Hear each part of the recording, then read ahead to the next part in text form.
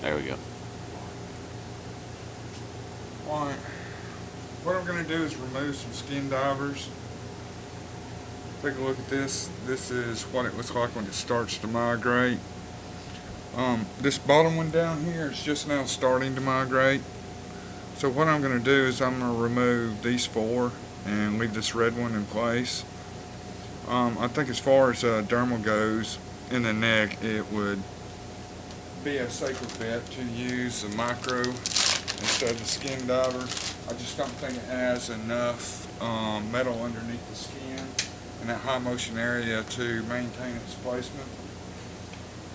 The easiest way I found to remove any type of dermal under the skin is to put a hot rag or paper towel on it to soften the skin.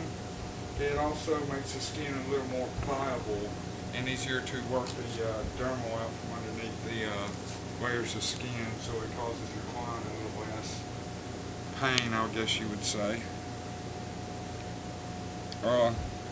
My victim here is my wife, Michelle, bless her heart.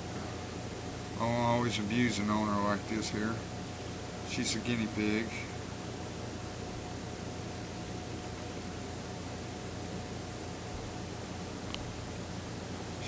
She's a good patient though, bless her heart.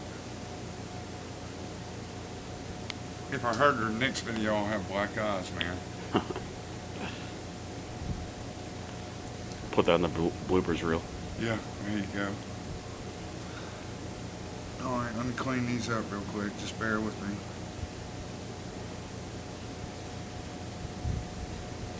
Alright, to remove these, we're going to need a claw hammer. We're going to use a 14 gauge needle and a set of microdermal hemostats. Hopefully I won't need to use a needle, but in case I do have some tissue that will not dislodge from the jewelry itself, I will have to do some cutting. So what I'm going to do is where this one is right here, where it's very, very thin, what I'm going to do is take the side of the needle and make a very small incision down from the post.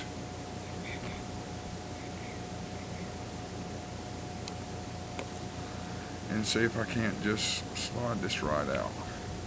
Get out of some pliers here. Bless her heart.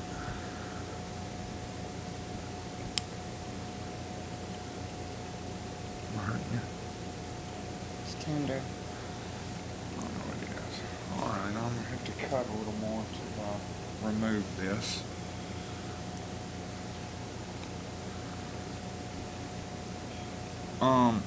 The process always looks a lot more brutal than what it actually is.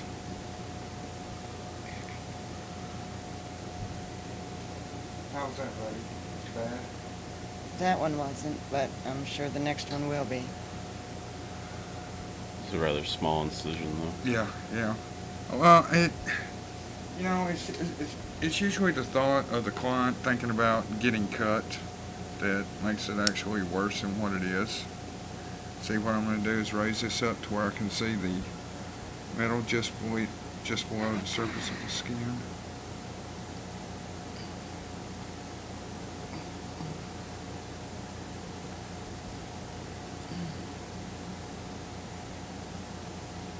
I've already hurt you.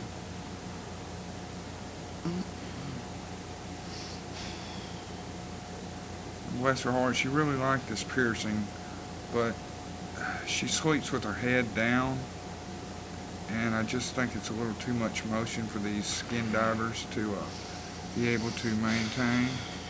Okay, it's coming. Just bear with me. It hurt. Just let everybody know it does hurt. So be careful. That's what my card says. Hell yeah, it hurts. But I removed one here the day before yesterday, and you can see how well it's already healed. I think because I don't use a needle to insert these microdermals and Skindivers, that it doesn't scar near as bad because it pushes down on the skin, like it separates the cells on entry so that there's less scarring